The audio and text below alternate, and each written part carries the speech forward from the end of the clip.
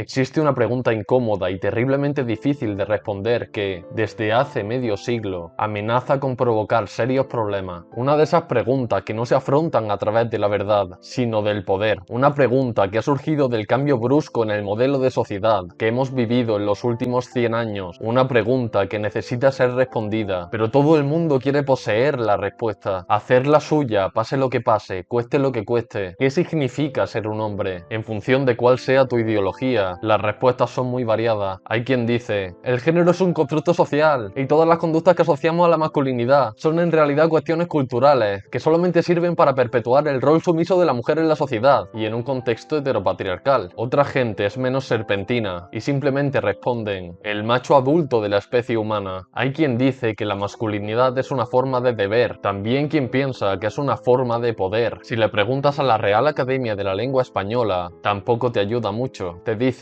cualidad de masculino y se queda gustísimo. Si buscas la palabra masculinidad en Google, lo primero que te encuentras son términos como masculinidad tóxica, masculinidad hegemónica, masculinidad subordinada, masculinidad alterna, machismo y uno que hasta ahora no había escuchado nunca, la tríada de la violencia. Suena bastante épico, honestamente. Ser un hombre supone ejercer la tríada de la violencia. En fin, todo el mundo parece querer definir a su gusto lo que significa ser un hombre. Pues yo voy a hacer precisamente eso. ¿Qué pasa? Te callas la boca, ¿vale? Gordo. Ya que estoy, voy a hacer una crítica a algunos de estos intentos de definir lo masculino, que con frecuencia no son más que una extensión interesada de una u otra ideología, sin buscar realmente el beneficio de los hombres del mundo, ni mucho menos de la sociedad en general. ¿Y con qué autoridad defino yo la masculinidad? Bueno, lo cierto es que soy nuevo en esto de ser un hombre. Precisamente por eso llevo los últimos años de mi vida planteándome seriamente qué implicaciones tiene el hecho de que ya no soy un niño, de que me he convertido en un hombre, joven, pero adulto. He tratado de informarme sobre todas estas definiciones de masculinidad. He tratado de escuchar tantas visiones distintas del tema como me ha sido posible. He examinado el comportamiento de los hombres de mi alrededor y he buscado ejemplos en el arte que me han transmitido la sabiduría de muchos hombres mayores que yo a lo largo de toda la historia. Una vez reunido todo eso, he tratado de unificar las cosas que han resonado con mi identidad y he llegado a la que, hasta ahora, es mi visión de la masculinidad ideal y la forma en la que enfoco mi vida como hombre que soy. Antes de meternos de lleno en el tema, tengo que hacer una serie de advertencias. En este vídeo no pretendo decirte cómo tienes que comportarte en caso de que seas un hombre o estés en el camino de convertirte en uno. Ese es un proceso personal y creo que la introducción ya ha puesto de manifiesto que es realmente complicado ponerse de acuerdo en algo tan relacionado con la identidad individual y la visión de vida de cada uno. Lo que busco con este vídeo es mostrarte las conclusiones a las que he llegado yo, lo que quizá puede abrir tu mente a nuevas formas de entender la masculinidad o a reafirmar tu visión de la misma. Además, las características que voy a enumerar no tienen por qué ser excluyentes respecto a la feminidad. Es decir, si digo que un hombre tiene la responsabilidad de ser justo, no estoy diciendo que la justicia sea una característica exclusivamente masculina. Yo en la feminidad no me meto, porque no conozco la visión del mundo de una mujer, ni he investigado lo suficiente como para poder hablar de la esencia de su comportamiento. Esto no quiere decir que este vídeo vaya a ser solamente provechoso para hombres. Si eres una mujer viéndome, quizá aprendes sobre cómo algunos de nosotros vemos el mundo, o incluso te das cuenta de qué valores te interesan en una posible pareja, vete tú a saber. En este vídeo vamos a tratar de alcanzar la virtud, vamos a tratar de encontrar la manera de responder a las preguntas, ¿cómo podemos ser buenos hombres exactamente? ¿Cómo podemos diferenciar entre las actitudes masculinas positivas y las negativas? ¿Cómo puedo ser un hombre masculino sin caer en la categoría de masculinidad tóxica? Empezamos.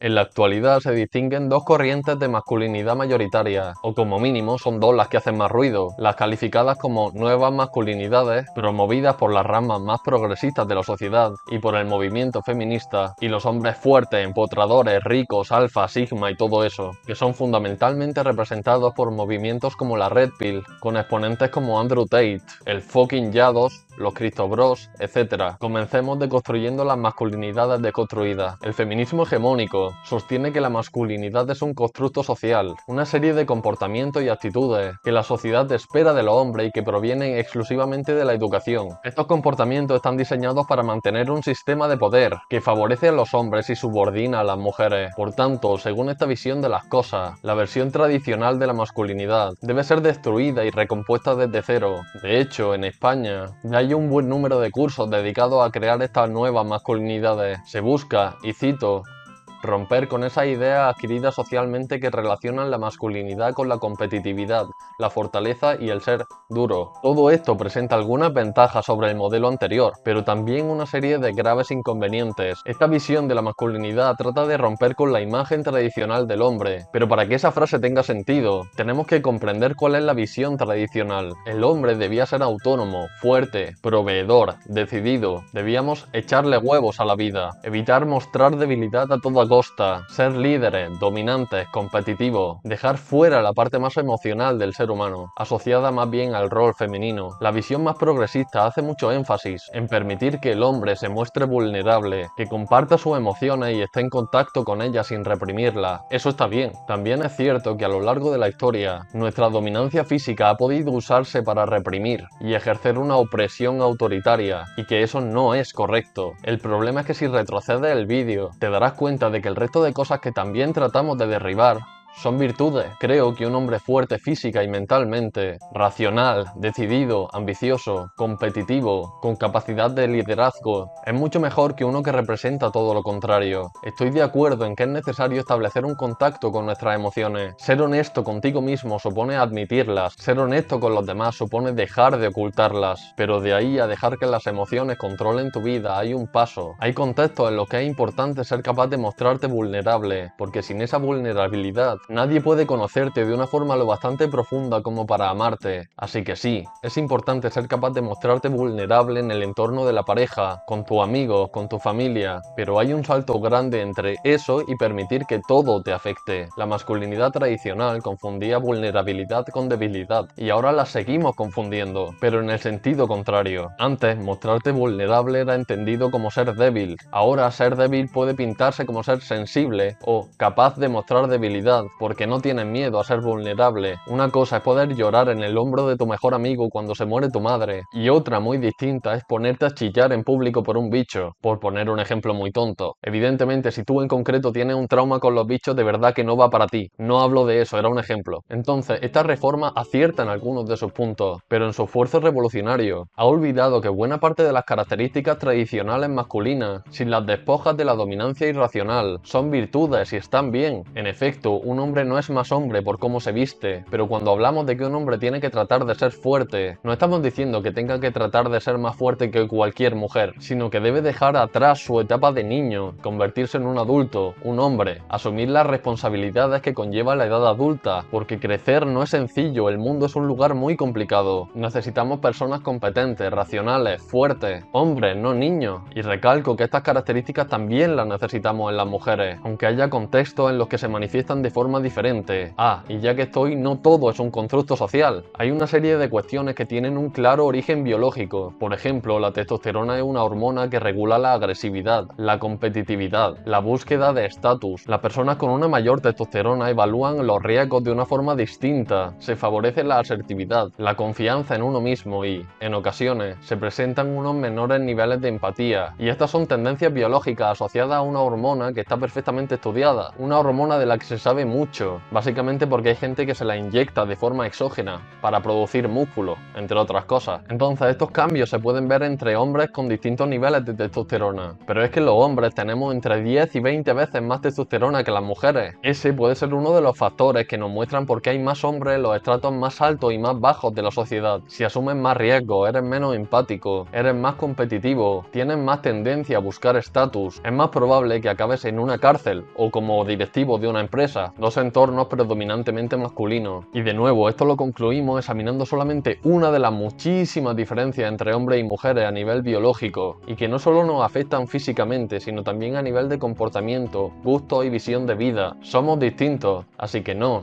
todo es un constructo social. Sí, es importante que los hombres seamos honestos emocionalmente, es importante que controlemos perfectamente la agresividad, es importante que eliminemos las conductas opresivas, pero no toda la masculinidad tradicional tradicional debería ser destruida. De hecho, la mayoría de sus características definitorias deberían impulsarse, favorecerse, al menos hasta cierto punto, porque luego tenemos el otro extremo, un grupo de hombres que se han sentido profundamente atacados por estas tendencias progresistas y se han reafirmado en todas y cada una de las características de la masculinidad tradicional, con frecuencia tomando una o varias de ellas y llevándolas hasta un extremo absurdo que roza la parodia. Según esta visión del mundo, debes alejarte de tu humanidad. Convertirte en un hombre supone convertirte en un personaje de un videojuego, al que adornar con estatus, dinero y muchas mujeres, que esa es otra, se llaman tradicionales, pero se alejan de valores como la monogamia o la familia, por ejemplo. Y lo peor de todo, viven en una fijación por la opinión de los demás y por lo que ellos mismos opinan de los demás. No se relacionan con fucking pobres, pero además necesitan vivir en una fachada de riqueza y decirle a todo el mundo cómo se tiene que comportar. En el momento en que te sientes preparado para decirle a todo el mundo cómo tiene que actuar, estás teniendo la arrogancia de creerte conocedor de la verdad absoluta, pero además cuando impones a las mujeres o a otros hombres cómo tienen que comportarse, estás atentando contra uno de los derechos más fundamentales del ser humano, la libertad, tratando de enfrentarse al progresismo y a la desconstrucción de la masculinidad tradicional. Se han refugiado en una de las características más tóxicas de la misma, el ego, y han olvidado el verdadero motivo por el que un hombre debe ser fuerte y competente, el servicio a los demás. Ahora es cuando os cuento mi visión de lo que pienso que es una masculinidad bien llevada. Y ojo, lo que voy a describir es un ideal. Cuanto más te acercas a él, mejor. Pero nadie va a ser capaz de vivir de esa manera en todos los ámbitos, es imposible. Para mí, el hombre virtuoso debe ser fuerte en todos los sentidos. Esa fuerza está representada por la entereza emocional, por la capacidad de lidiar con problemas de toda índole. Tenemos que buscar convertirnos en individuos competentes. Y sobre todo, tenemos que saber para qué lo hacemos. Para poder cuidar al que es más débil o al que está creciendo. Para ser el hombro en el que los demás se apoyan para llegar más alto. Jordan Peterson dijo una vez: sé la persona más fuerte en el funeral de tu padre. Y eso no significa que no sufras ni que no muestres que sufres. No eres invencible. Lo que quiere decir es que estés ahí para consolar a tu madre viuda o a tu hermano pequeño. A lo largo de la historia hemos creado una serie de mitos, de ídolos de los que podemos aprender cómo ser mejores hombres. De Odiseo, Ulises, aprendemos a ser inteligentes. De Aragorn, a liderar desde el amor en vez de la opresión. De Jesús de Nazaret, a sacrificarnos por la gente a la que amamos. Para poder dar lo mejor de nosotros a la gente que queremos, tenemos que ser responsables y trabajar en nosotros mismos. Sí, pero también en nuestras relaciones personales. Me gusta cómo la mayoría de las religiones pintan a Dios como un padre. Eso te muestra precisamente dónde está el ideal que tienes que perseguir. Busca convertirte en la clase de persona que sería un padre perfecto, aunque no quieras tener hijos. ¿Eso qué supone? Supone fuerza, sí, pero también empatía. Supone inteligencia y racionalidad, sí, pero también comprensión. Supone ambición, pero también cuidados. Supone honor, sabiduría, formación, sí. Supone fortaleza física, sí, capacidad para la agresión, quizá, pero solo para proteger, solo en nombre de la justicia verdadera. Si quieres darle a tu hijo o a un hijo figurado que nunca tendrás la mejor vida posible, lo mejor que puedes hacer es convertirte en su ejemplo. El ideal de hombre debe representar la fortaleza y la disciplina de un estoico, el sacrificio de un profeta, la compasión de un buen padre, la competencia de un maestro, la sabiduría de un anciano cuerdo, la formación de un erudito y la integridad de un buen líder. Eso es en lo que tenemos que tratar de convertirnos. El poema de hoy se titula Niño, es mío y habla sobre la pérdida de la inocencia, creo que muy apropiado para hoy. Dice así: echo de menos a ese niño que leía durante horas para aguar el sabor a sangre, ese niño que no lloraba las mañanas húmedas para no llenar de óxido sus mejillas, ese niño que veía otoños en la distancia, porque la música jamás tuvo olor a verano. Pero esa inocencia era una herida, pero esa inocencia ya no existe. Echo de menos la inocencia, esa inocencia que se sobresaltaba con el estruendo del centrifugado de la lavadora, esa inocencia que permitía llorar por los personajes desaparecidos al acabar un libro, esa inocencia que aún miraba el mundo sin este horizonte gris, con ojos de turista. Pero ese niño estaba roto, pero ese niño ya no existe.